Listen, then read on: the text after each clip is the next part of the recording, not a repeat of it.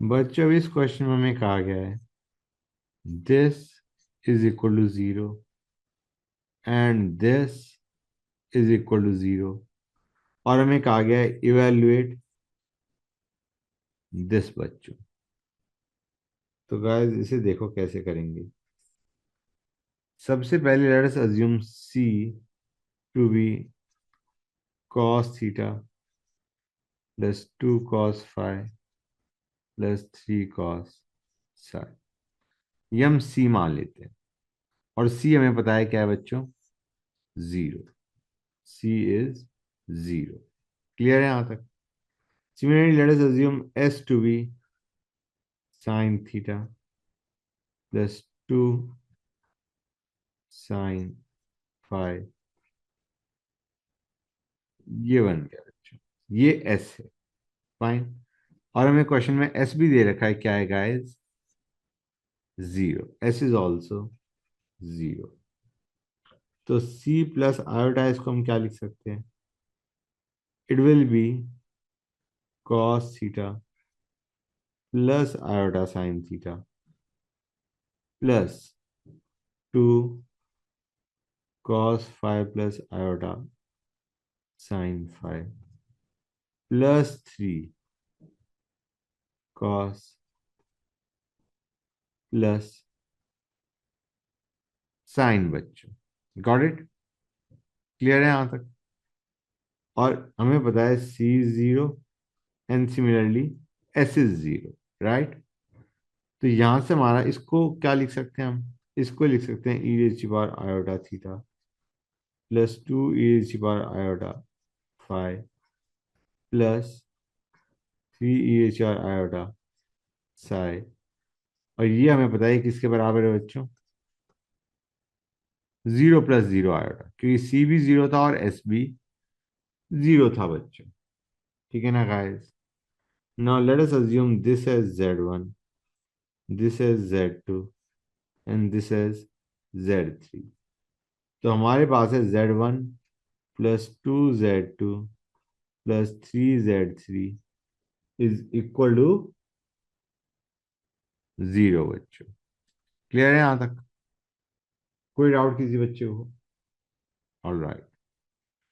अब इसमें एक चीज याद रखो गाइस, तुमने एक बहुत पहले फॉर्मूला देखा था, A plus B plus C अगर जीरो है then we can say A cube plus B cube plus C cube is equal to 3abc। याद है बच्चों। If A plus B plus C is zero then A cube plus B cube plus C cube is equal to 3abc। Fine. तो ये हमारा क्या है, इस पे ध्यान दो। इसमें भी हम वही करने वाले हैं। वी कैन राइट डाउन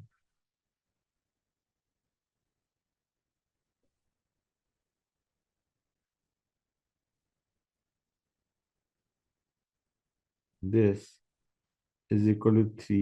ए क्या था बच्चों, z1। बी क्या था, 2z2। और सी क्या था, 3z3। Right guys. क्लियर हो रहा है नहीं हो रहा है बच्चों। गुड। अब z1 क्यूब, z1 हमारा था basically e raise to power iota theta. तो z1 क्यूब क्या बन जाएगा, e raise to power iota 3 theta. ये क्या बन जाएगा बच्चों, it will be 8 e⁻ iota 3 5। और ये हमारा क्या है बच्चों, 27 e⁻ आयोटा 3 साई। ठीक है ना। And this will be equal to 3 e⁻ iota theta into 2 e⁻, 1 second बच्चों, जस्ट गिव मी 1 सेक,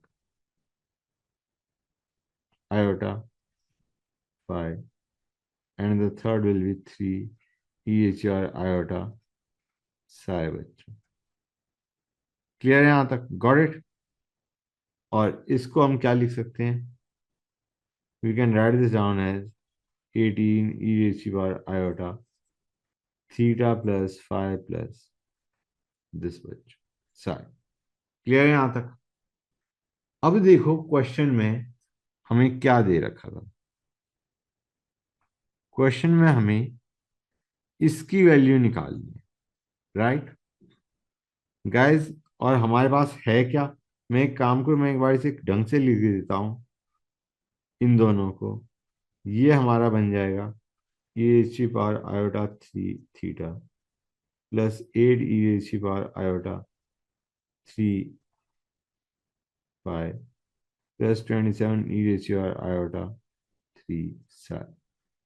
और ये किसके बराबर है बच्चों? It is equal to this 18 iota theta plus 5 plus psi बच्चों। Got it?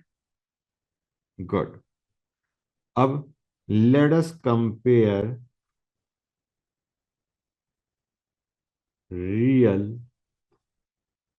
पार्ट्स। इधर रियल पार्ट क्या आएगा बच्चों?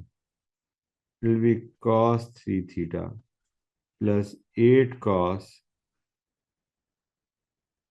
3 five plus 27 cos 3 sign. Okay, this should be equal to real part of this, which is going to be 18 cos theta plus 5 plus psi बच्चों। Got it? हमें इसकी ही value चाहिए थी। It is this बच्चों। I hope it is clear to you हमने इस question को कैसे किया है। बच्चों अभी इस क्वेश्चन में हमें कहा गया है इवेल्युएट दिस प्लस दिस बच्चों। इसे हमें इवेल्युएट करना है। तो गाइस इसको भी उसी पैटर्न पे हम चलेंगे। लेट अस अज्यूम सी as cos 5 plus psi plus 2 cos psi plus theta plus 3 cos theta plus 5 बच्चों। And let us assume S as sine plus 2 sine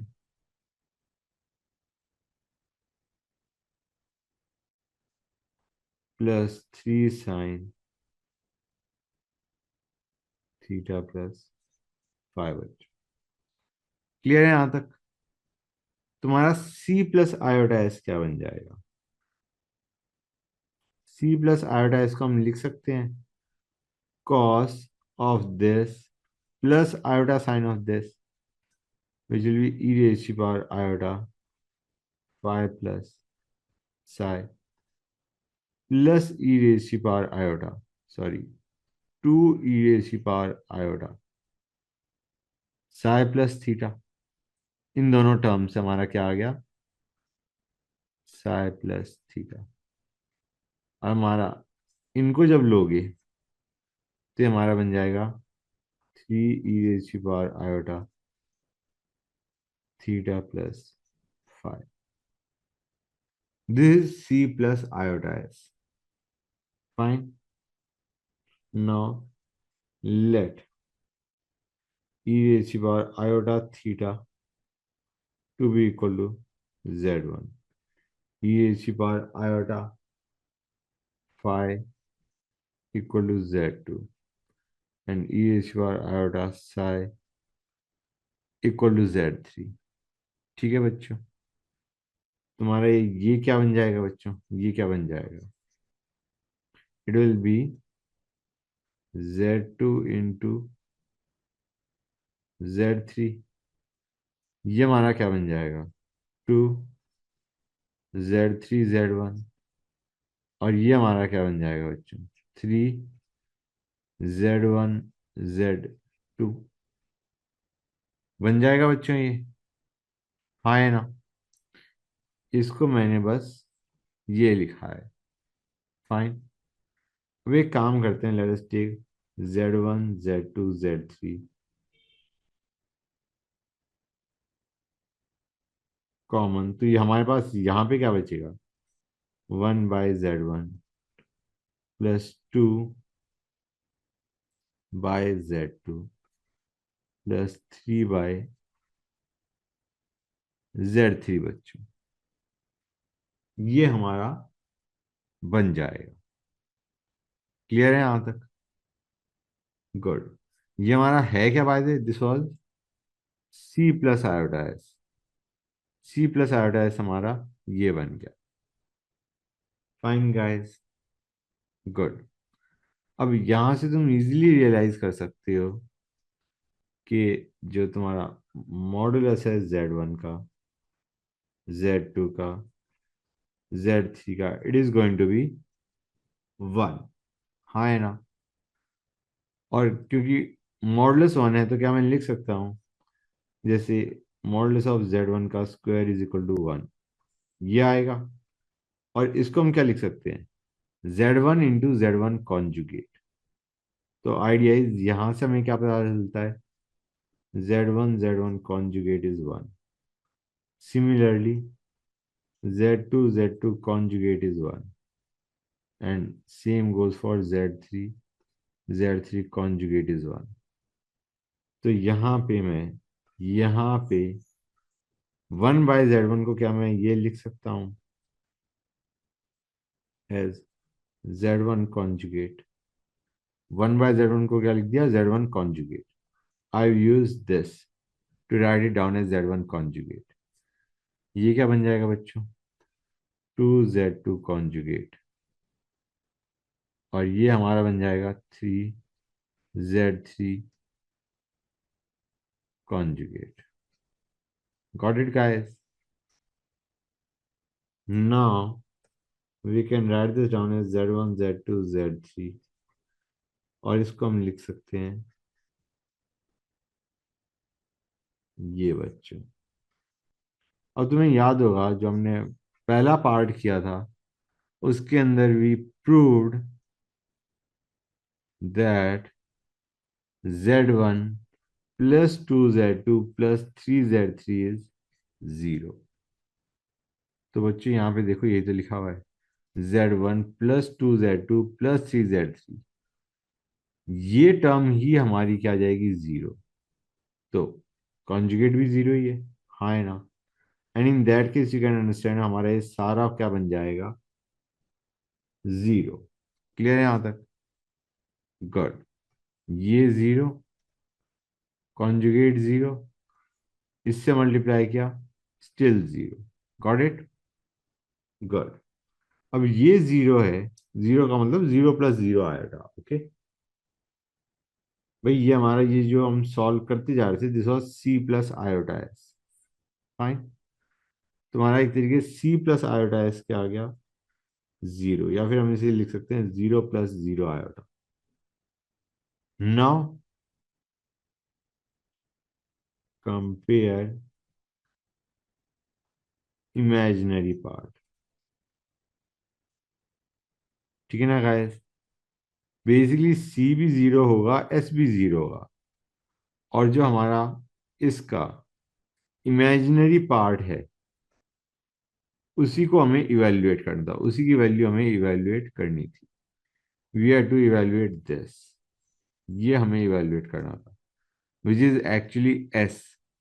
और हम देख सकते हैं रियल पार्ट भी 0 आएगा और इमेजिनरी पार्ट भी 0 आएगा। तो हम लिख सकते हैं इसे easily, sine, basically imaginary part compare करने पे sine phi plus psi plus 2 sine psi plus theta plus 3 sine theta plus phi will be equal to 0 बच्चों। हमें इवेल्युएट करना था, इवेल्युएट करने पे आंसर क्या आया, 0 बच्चों। ठीक है ना गाइस?